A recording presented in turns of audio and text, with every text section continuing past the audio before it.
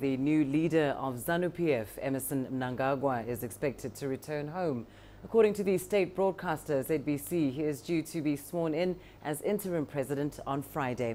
Analysts say Mnangagwa is likely to lead ZANU-PF into next year's elections. Robert Mugabe sacked Mnangagwa as vice president earlier this month. Fearing his safety, he fled the country. Mnangagwa's axing triggered the military action that placed Mugabe under house arrest and eventually led to his resignation on Tuesday night. Mugabe had led Zimbabwe for 4 decades. Well, let's get to the very latest now from Zimbabwe. I'm joined live from Harare by our correspondent, Farai Makutoya. Farai, of course, Emmerson Mnangagwa expected to return to the country and take up the mantle following Robert Mugabe's resignation. What do we know of his expected arrival and swearing in?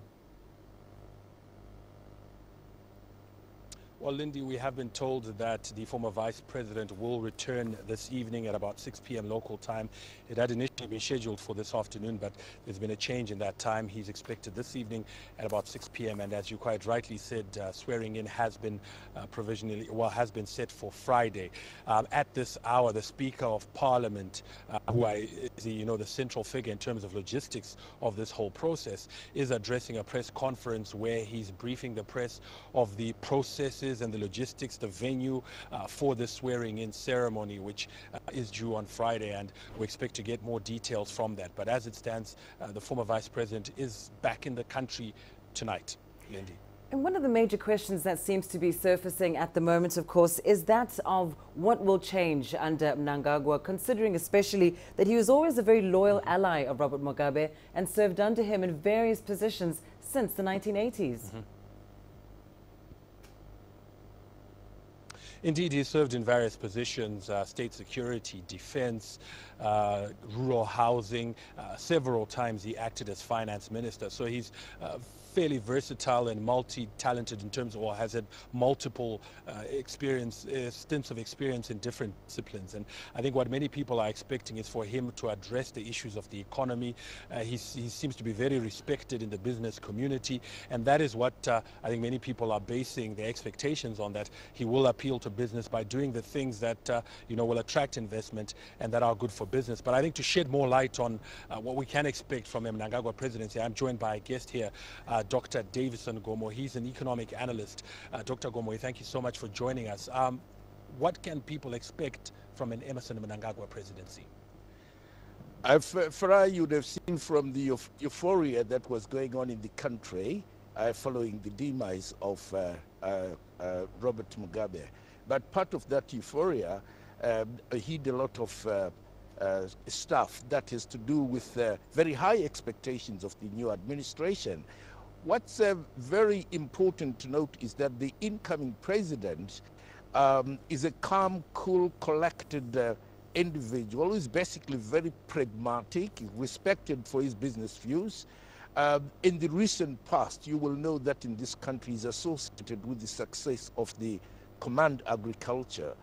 It is no secret and no wonder why the public actually believes that this man comes into office well prepared and fully aware of the responsibilities that face him. The challenges that this economy faces, from unemployment, the liquidity crunch, the deep-seated structural problems, a dilapidated public infrastructure, and a retinue of other serious problems. I think he fully understands that. But my take is that the initial period, maybe in the shortest possible time, the task that is going to be seized with is to work out exactly how this is going to be sorted out, setting out a clear policy framework that will help him tackle the problems that bedevil this economy. And I think he's got what it takes. He would have been thinking for quite some time, because he's been eyeing this role for a considerable period of time, and I'm sure he's got very, very good advisors behind him. And we expect that he's going to hit the ground running because he hasn't got much time. Indeed. Let me just very quickly ask you, you talk about his ability and expectation to turn things around economically. One of the key things that he will need to do is perhaps win over and get Zimbabwe re-engaged with countries that have isolated it, with the international financial community, to bring back investors. Do you think that that is something on his agenda, and can he do it? That is at the top of the agenda. I mean, I can't confirm this, but generally I hear that the diplomatic community has generally been well disposed towards him. There was already quite some expectation that if this guy took over, a number of things will begin to move. So he brings in some bit of personal political capital into this. If he doesn't squander it the wrong way, I certainly expect that front to move with a lot of rapidity, because I mean, Britain, America, and the rest of the world are tired of this long-standing confrontation. It's not in the interest of anyone at all. So I suspect that the incoming president has a much easier job in that respect than obviously the previous setting. Well, thank you so much, Dr. Gomo. We must end it here. And I want to, Lindy, as we wrap up here, just talk about the fact that has been raised here. The incoming president must hit the ground running. We expect that soon after his swearing in, he'll announce his government. One of the top agenda items is to pass the budget for the coming year. It is traditionally presented at this time of the year, the season we're getting into, and it has to be passed constitutionally in time, or else we are in violation of the Constitution. So critically, you know, he's got his work cut out for him, but according to our analyst here, he seems to be the right man for the job, Lindy. Indeed. Well, high hopes and high expectations for Emmerson Mnangagwa. Thanks very much, Farai Makutuya there in Harare, and his guest, Dr. Gomo.